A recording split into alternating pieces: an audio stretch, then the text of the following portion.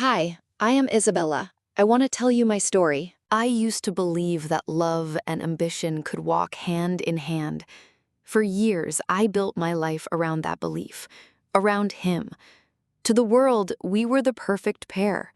We laughed at the same jokes, dreamed of the same future, and spent countless nights sketching out ideas for the life we thought we were creating together. He was charming, charismatic, the kind of man who could walk into any room and immediately draw all eyes. And I was the one behind the scenes, thoughtful, patient, pouring hours into projects we both claimed as ours. I didn't mind. At least, that's what I told myself. Because love, I thought, meant compromise. Love meant partnership. Our apartment became the heart of our dreams. The walls were lined with pinned sketches, notes scribbled on scraps of paper, half-finished concepts taped to the refrigerator. There was something beautiful in that chaos.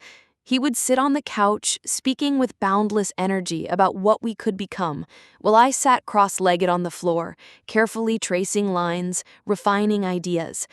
He often called me his muse, his anchor, the one who gave form to his brilliance. Those words carried me through exhaustion, through long nights when my hand ached from sketching. I remember the first time he took me to a company event. I wore a simple black dress, borrowed because I couldn't afford something new, and tried to quiet the nervous thrum in my chest. He held my hand as if to steady me, whispering that I belonged there as much as he did. The ballroom shimmered with crystal lights and confident voices, and for a moment, I felt like I had stepped into a future I only dared to imagine. People congratulated him, praised his ideas, and when he said, "We did it together," I believed it with my whole heart. But even in those golden moments, unease flickered. When he spoke of concepts we had developed late at night, he told them as if they were his alone, his words polished, mine invisible. The looks people gave me were polite, empty. They didn't see the hours I spent hunched over a desk, the notebooks filled with sketches in my handwriting. Still, I silenced the doubts. Recognition would come, I told myself. Patience would be rewarded. There were rituals that stitched our days together. Morning coffee in mismatched mugs, steam curling between us as sunlight painted soft patterns on the kitchen table. Late-night walks through quiet streets where the world felt suspended and the future seemed limitless. He would squeeze my hand, whisper promises of forever, and I clung to those words as if they were unshakable truths. Sometimes I imagined what life would look like 5 years ahead, a home filled with warmth, a career where our names stood side by side, exhibitions of the work we had built together. I drew little sketches of that imagined life in the corners of my notebooks, a habit I never showed him because I didn't want him to think I was foolish. If anyone had told me then that the tapestry I was weaving with such devotion would one day unravel thread by thread, I would have laughed. I would have said, "No, you don't understand. We're solid. We're forever." But forever, as I would learn, was fragile. More fragile than I ever allowed myself to believe. I used to tell myself that love was enough, that loyalty could patch every crack, that devotion could hold together even the most fragile of bonds. But the truth was far harsher. The distance between us wasn't sudden. It crept in like a quiet fog, stealing warmth and clarity one moment at a time until I could no longer see what we once had. Breakfasts became silent rituals. He scrolled through his phone while I stirred my coffee, staring at the steam as though it might give me answers. I forced a smile when he looked up, but it didn't reach my eyes. The man who once laughed with me at sunrises now felt like a stranger across the table. I buried myself in work. My sketches became my sanctuary, the only place where I still felt alive. Late nights at my desk, my hair falling loosely over my shoulders, I poured every fear, every longing, every wound into designs. These were more than drawings. They were pieces of me. And yet, every time I shared them with him, they seemed to disappear, as if carried away into a void I couldn't reach. The whispers started innocently enough. A colleague, hesitant but concerned, pulled me aside in the office hallway. "Your work looks familiar," she said, flipping through a proposal he had presented. My colors, my lines, my soul, but stripped of my name. My heart raced as I stared at the pages, my mouth dry, my hands trembling. I wanted to deny it, to believe it was a mistake, but deep down, I knew. That night, I confronted him, my voice fragile, almost pleading. "Why are my designs in your presentation?" He smiled, leaned back in his chair, and brushed it off with a laugh. "We're a team, Isabella. Your success is my success." His tone was sweet, reassuring even, but beneath it I heard dismissal. He wasn't admitting guilt, he was folding me into his shadow, erasing my identity under the guise of unity. The dismissal stung more than the theft itself. It told me my voice didn't matter, that the hours I sacrificed, the ideas I bled onto paper, belonged to him the moment I shared them. I swallowed my anger, ashamed of even questioning him. Was I being ungrateful? Paranoid? But the evidence piled up. More proposals with my designs attached to his name. Colleagues' glances when I walked into meetings I wasn't meant to attend.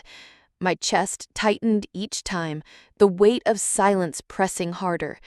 I began avoiding calls from friends, unable to face their questions about why I looked so hollow, why I no longer smiled. The breaking point came one evening. He had left his laptop open, carelessly, as if certain I would never dare look. On the screen, a polished presentation gleamed. My work, every stroke, every vision, repackaged as his. My name was nowhere. I stood frozen, staring until my eyes blurred, my breath shallow. The room spun. This wasn't love anymore. This was erasure. That night I lay awake beside him. He slept soundly, while I curled into myself, trembling. Tears slipped silently onto the pillow, soaking into the fabric. I tried to replay every moment, every warning I ignored, every compromise I made. Each memory cut deeper. My body shook, not from cold, but from the unbearable weight of betrayal. In the morning, I barely recognized the woman in the mirror. My skin was pale, my eyes dull, lips pressed into a thin line. I touched the glass as though reaching for the reflection might bring me back to myself. "Who are you?" I whispered, but the silence that answered was louder than any scream. Still, somewhere beneath the grief, a stubborn ember glowed, small, fragile, almost invisible, but alive. Though despair had drowned me, though shame clung to my bones, that ember whispered a truth I couldn't yet accept. This was not the end. It was the beginning of something else. Days blurred into weeks after that night.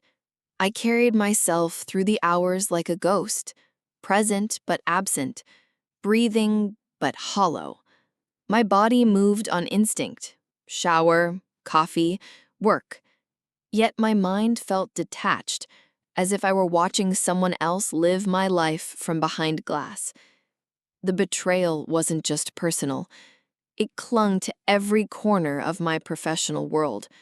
I avoided meetings where his name was praised because each compliment struck me like a blade.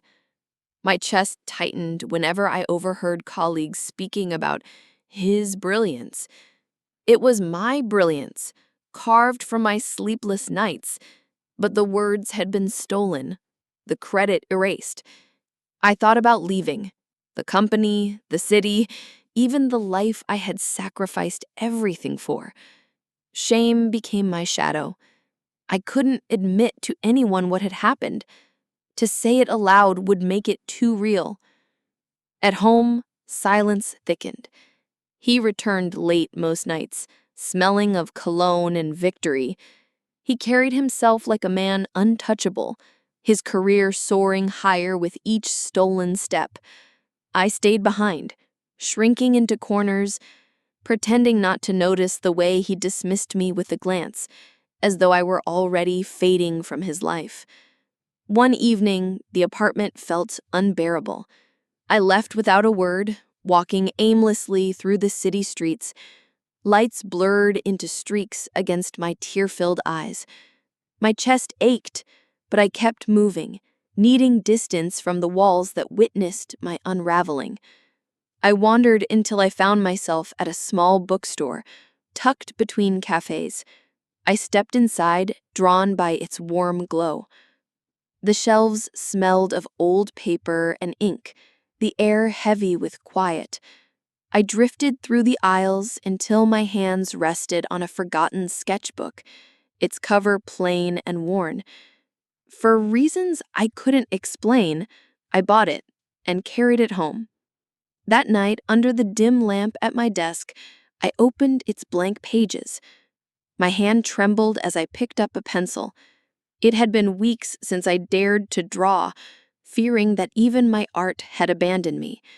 But as the first line appeared, something within me stirred. One line became two, then three, and before I knew it, shapes began to take form. My tears blurred the page, yet the pencil moved on. Each stroke was a confession of anger, of grief, of betrayal. And with each one, I felt a sliver of relief. Hours passed unnoticed. When I finally leaned back, the page was filled with raw, imperfect sketches. Nothing polished, nothing meant for anyone's eyes but mine. Yet for the first time in months, I felt alive. The drawings were messy, but they carried my truth. The sketchbook became my companion. Night after night, I poured myself into its pages. I drew faces from memory, places I longed for, even fragments of dreams I barely remembered. It wasn't about perfection anymore. It was survival. And slowly, the ember I thought had died began to glow brighter. One night, as dawn approached, I flipped through the pages and realized something.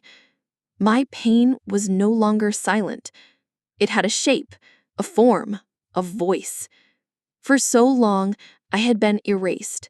But here, in these pages, I existed fully, unapologetically. It didn't fix everything. The betrayal still cut deep, and the loneliness remained. But the sketchbook reminded me that even broken pieces could create something whole. For the first time, I wondered, what if this wasn't the end of my story? What if it was the beginning of something greater? The weeks that followed became a strange rhythm of survival. By day, I carried the mask of composure, sitting through meetings, responding to emails, pretending I hadn't been hollowed out from the inside. But by night, when the city quieted and the world forgot me, I opened my sketchbook. That's when I felt most alive. The pages filled quickly, each one a confession, a fragment of the truth I couldn't yet speak aloud. Some drawings were chaotic, raw shapes that mirrored the storm inside me. Others were delicate, almost tender, as though my hand wanted to remind me that beauty still existed, even in ruins. But the more I drew, the harder it became to hide from myself. I began to see clearly what I had denied for months. My life with him was already over. The man I had loved had chosen ambition over honesty, betrayal over partnership. I was no longer his companion. I was his shadow, someone he could step on to reach the spotlight. The realization was brutal, but it was also freeing. The weight of pretending began to lift. One evening, I came home to find him celebrating with friends in our apartment. The table was littered with wine glasses, his laughter booming through the room. I stood in the doorway, unseen for a moment, watching a man who once promised me forever bask in his success built on my silence. The scene burned into me, the final proof that I didn't belong there anymore. I retreated quietly to my room. Closing the door, I stared at the packed sketchbook on my desk. For the first time, I realized it wasn't just a refuge. It was my voice, a voice I had silenced for too long. That night, I began something new. I pinned my sketches to the walls, covering the bare space until it transformed into a gallery of my pain and resilience. As I stepped back, the room glowed differently. It was no longer a place of despair. It was a sanctuary, mine alone. Days later, I found myself at a small cafe, the sketchbook tucked under my arm. I had promised a friend I would meet her, though I hadn't seen anyone socially in months. She noticed the sketchbook and insisted I show her. Reluctantly, I turned the pages. Her reaction was immediate. Tears welled in her eyes. "Isabella, this is powerful. You need to share this." I shook my head. The thought of exposing those raw pages terrified me. They weren't polished. They weren't perfect. They were too personal. But she pressed on, her voice gentle yet firm. "People need to see this. You think it's just pain, but what I see is strength." That night, her words echoed in my mind. I couldn't sleep. I kept returning to the idea, what if my art wasn't meant to stay hidden? What if these drawings could reach others who had also been silenced, betrayed, erased? Fear clawed at me, but something stronger pushed against it. The whisper I had carried since the night I first opened the sketchbook. A whisper that now grew louder. Your story matters. Your voice matters. I didn't know how yet. I didn't know where this would lead. But for the first time in months, I wasn't just surviving. I was beginning to imagine a life beyond betrayal, a life that belonged to me. And as I closed the sketchbook that night, a thought pulsed like a heartbeat in my chest. Maybe this is the beginning of my rebirth. The first step toward sharing my art was the hardest. My friend connected me with a small community center that hosted local exhibitions. It wasn't a gallery in the traditional sense. No polished white walls, no critics waiting with pens and notebooks, just a modest space where artists could display their work, where neighbors and strangers alike wandered in, curious and open-hearted. Even so, fear nearly kept me from saying yes. The thought of exposing my most intimate wounds terrified me. Those drawings weren't just images. They were my confessions, my scars inked in charcoal and paint. If people dismissed them, laughed at them, or worse, saw through me, I wasn't sure I could survive that again. But the voice inside me, the one that had been whispering louder each night, wouldn't let me walk away. "Your story matters," it said. And so I agreed.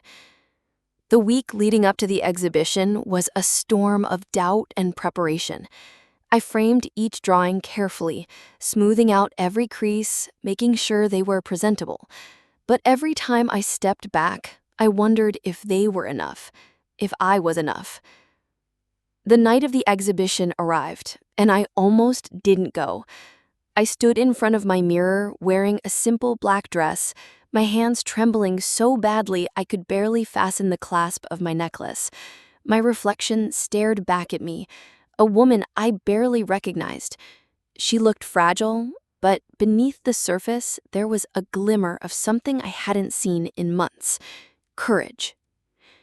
The community center buzzed with voices as I stepped inside. The walls were lined with art from different creators, landscapes, portraits, abstract visions. And then there was my corner, small but mine. My drawings hung together, their rough honesty standing stark against the polished pieces beside them. At first, I hovered in the background, too nervous to approach anyone who lingered near my work. But then I noticed something I hadn't expected. People were stopping. They leaned in close, tilting their heads, whispering to one another. A young woman traced the air near one of the sketches, her expression softening as though she recognized herself in it. An older man wiped his eyes discreetly before moving on. The weight I had carried for so long began to shift. These strangers weren't mocking me. They weren't dismissing me. They were connecting. My scars, laid bare in ink and paper, were becoming bridges to other wounded hearts. Later in the evening, my friend found me, her smile radiant. "Look around, Isabella. Do you see what's happening? You're not invisible. You're not forgotten. You're being seen." I glanced at the wall of my work. For the first time, I allowed myself to stand in front of it, to claim it as mine. A woman approached me shyly. "Are you the artist?" she asked. I nodded, unsure of my voice. She touched her chest, holding back tears. "Thank you. I thought I was the only one who felt this way. Your drawing, it gave me hope." Her words pierced deeper than any betrayal ever had, because this time they healed instead of wounded. When I left the exhibition that night, the city felt different. The streets glowed with possibility instead of emptiness. For months, I had been drowning in silence, but now I realized my voice wasn't just alive, it was reaching others. That night, lying in bed, I whispered to myself, "This is just the beginning." The exhibition at the community center had changed something inside me. For the first time in what felt like forever, I believed that my art, my pain turned into sketches and colors, could reach people. It wasn't just about me surviving anymore. It was about connection, about creating something that mattered beyond my own healing. In the days that followed, I carried a notebook everywhere I went. Whenever an image or thought came to me, in the subway, at the cafe, even standing in line at the grocery store, I sketched it. My hands, once paralyzed by fear, now moved with purpose. I felt alive again. Each pencil stroke reminded me that I wasn't powerless anymore. Word spread faster than I expected. Someone from the community exhibition recommended me to a local cafe that displayed art on their walls. Soon my drawings hung above steaming cups of coffee and whispered conversations. It wasn't glamorous, but it was real. And when strangers started asking if my work was for sale, a quiet fire lit in me. Still, doubts clung to me like shadows. I couldn't forget the betrayal that had nearly destroyed me. Every success was haunted by a whisper, "What if they don't really believe in you? What if this is temporary?" I had to fight those voices every single day. But unlike before, I had proof that I could rise. Proof hanging on walls. Proof in the eyes of strangers who found themselves in my art. One evening, I returned home to find a letter waiting. It was from a small gallery owner who had seen my work at the cafe. "There is something raw and unfiltered in your drawings. I believe people need to see more of it. Would you consider a solo showcase?" My hands trembled as I read the words again and again. A solo showcase. Me, the woman who had once hidden her drawings in dusty journals, too ashamed to let anyone see them. I laughed, I cried, I doubted, and then I laughed again. This was more than I had dared to dream. The weeks leading up to the showcase were filled with exhilaration and terror. I worked late into the nights, surrounded by half-finished canvases and scattered pencils. Sometimes I felt like I was painting directly onto my soul. My apartment became a chaos of colors and emotions, blues that carried grief, reds that screamed rage, and soft yellows that whispered hope. There were moments when exhaustion nearly broke me. I would stare at a canvas for hours, paralyzed hearing the echo of his voice in my head. "You're not enough. You'll never make it without me." But instead of putting the brush down, I gripped it tighter. Each stroke became an act of defiance, a declaration that his betrayal no longer defined me. The night before the showcase, I stood in the middle of my apartment, surrounded by the finished pieces. Tears blurred my vision as I realized what I had created. These weren't just paintings, they were milestones of survival, proof that I had crawled out of the darkness and built something luminous. For the first time, I felt ready, not just to be seen, but to stand tall in who I had become. The night of my first solo showcase arrived faster than I expected. The gallery owner had taken a chance on me, transforming a small but elegant space into a sanctuary for my work. I arrived early, clutching my bag with trembling hands. The walls were no longer bare. They were alive with my story. Every canvas carried a fragment of my pain, my survival, my rebirth. As I walked from painting to painting, I felt like I was moving through chapters of my own diary, now open for the world to read. There was fear, of course. What if they didn't understand? What if they saw weakness instead of strength? What if, once again, I wasn't enough? The doors opened, and slowly, people began to enter. At first, I stood back, hiding near the corner, watching strangers take in my work.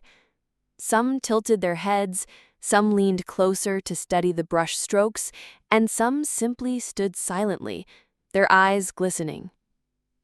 Then it happened. A woman approached me. She must have noticed me standing alone. "Are you the artist?" she asked softly. I nodded, my voice caught in my throat. She reached for my hand and said, "Your work? It made me feel less alone. I saw myself in those colors." Her words broke something inside me, not in a painful way, but like sunlight breaking through heavy clouds. Soon, more people began to speak to me. Stories spilled out. Stories of their own betrayals, heartbreaks, struggles. It was as if my paintings had unlocked doors they had long kept closed.